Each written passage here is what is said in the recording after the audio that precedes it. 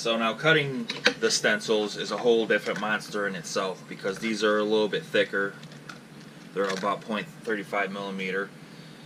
There's a couple things that I use, and this is a stencil cutter. It's battery operated.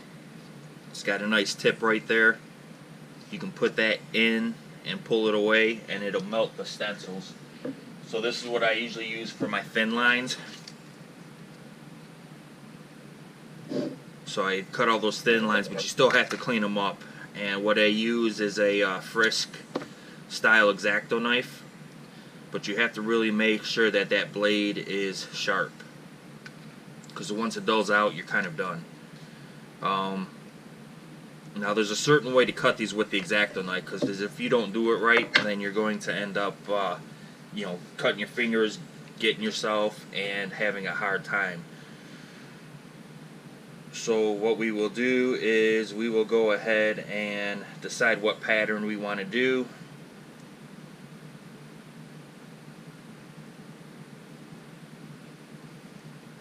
So let's say we want to do a perch pattern. I'm just going to Google on my phone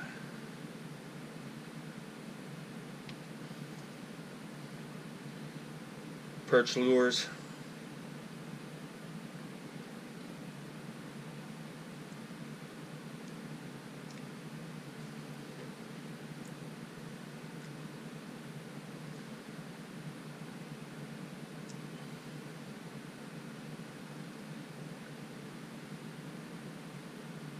We can go ahead and I'll just use this one right here. First thing I'll do is I'll draw my design on one side after I cut off these curled ends.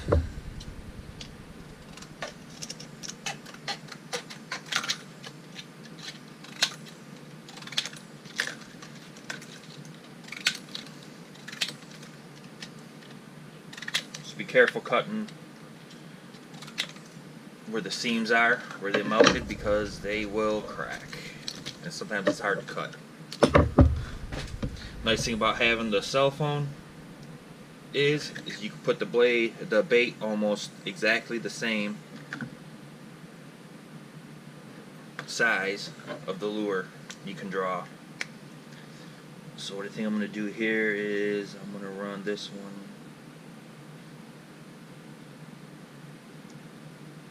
here.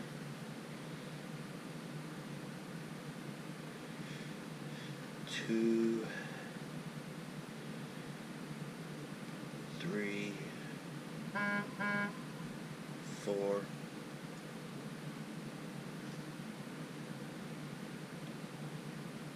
and five. So now I've went ahead and done those. And what you do is you take the X-Acto knife and you puncture a hole.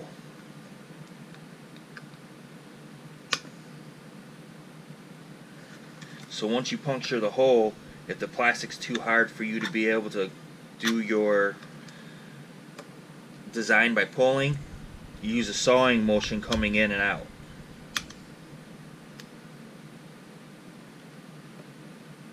And as long as you go slow and keep that blade away from your fingers, you'll be okay. Same thing with the rest of them. So if you're going and you want to do this one right here, you'll puncture your hole, you'll start it here. You won't start right at the tip. So you'll pull it away in and out, right? And then when you do the next one, don't do it all the way to the tip. Start away from the tip, so that way you have room to puncture it. There's enough of the material there, right? And then after you're done with that, you go back into your puncture and push in or pull out.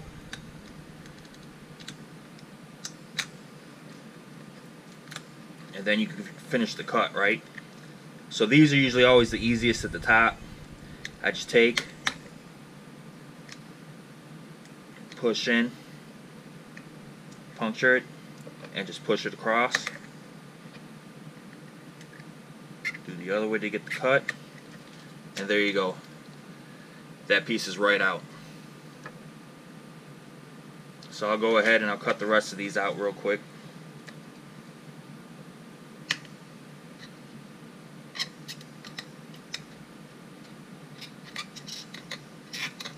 I mean, if you're good at this stuff, it's okay. It's not bad.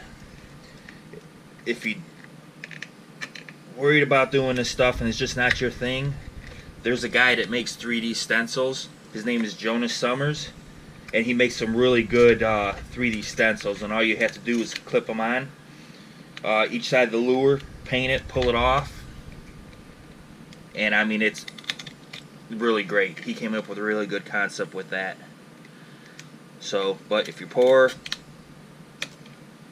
or you have the ability to do this, this is your bet right here.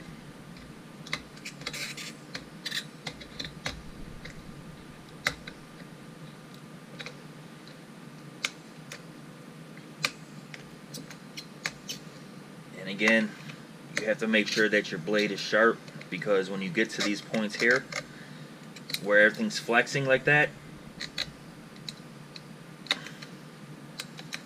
you got to be able to cut it.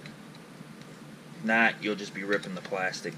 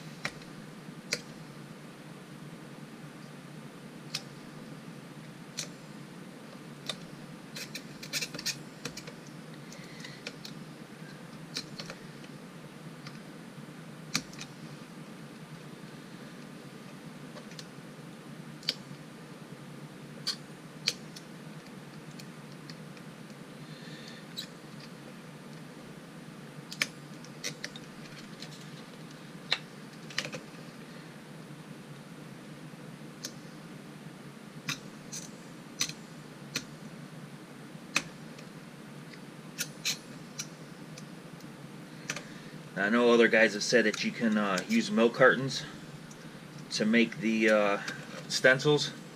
I don't know what milk cartons they're using, but all mine just tend to melt. And sacrificed a couple baits, lost them to do it. So I would have to find out where. So some of the stuff you can see where you may just have to go in, you may just have to clean it up. And at that point it's kind of easy because you can just shave away a little bit at a time. Right? If you want to make them longer or whatever. And that's where the really sharp blade comes in good. So another thing you have to do, because we cut the bill right here, is we need to cut this down so it fits over the bait.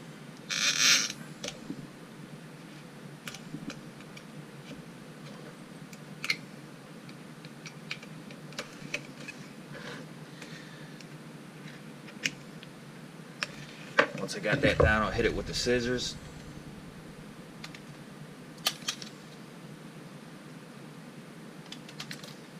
And then here we go. It fits right over. One of the things I really like on the baits is the ones that have the eyeballs, because as long as you shrink down the eyeball, you always have a point to where you know at the end and at that eyeball where it goes. One of the other things you might need to do too is cut off the end here where that tail is, where the hook holder is, and then the one on the bottom as well. So what you do for the other side is you cut out your bill.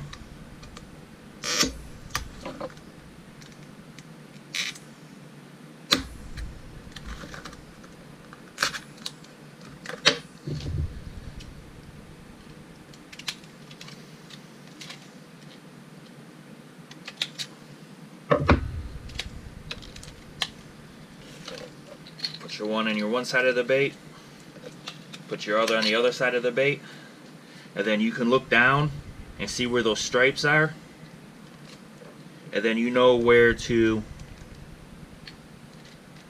go ahead and start your next one. What I'm going to do is I'm going to cut this down a little bit.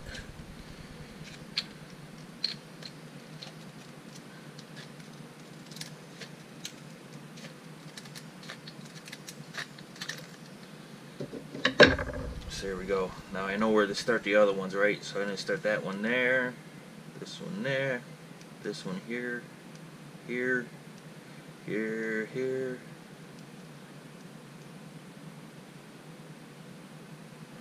Right?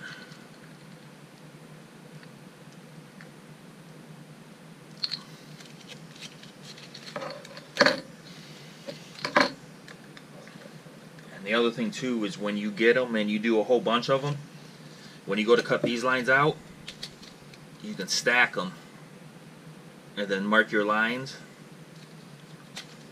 and then cut them, you know where they go.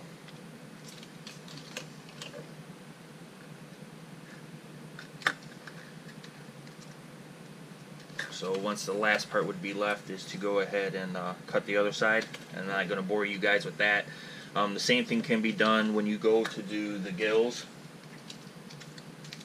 You just follow that plate there, cut that one out. There's for the whole gill plate. This one, because it's so close,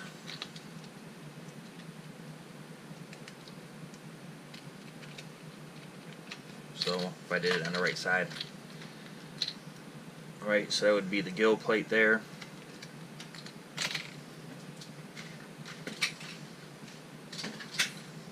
And the other one's like stenciled for that side for my blue gill pattern. And obviously you have that. And you can line up your lines for the outside of it.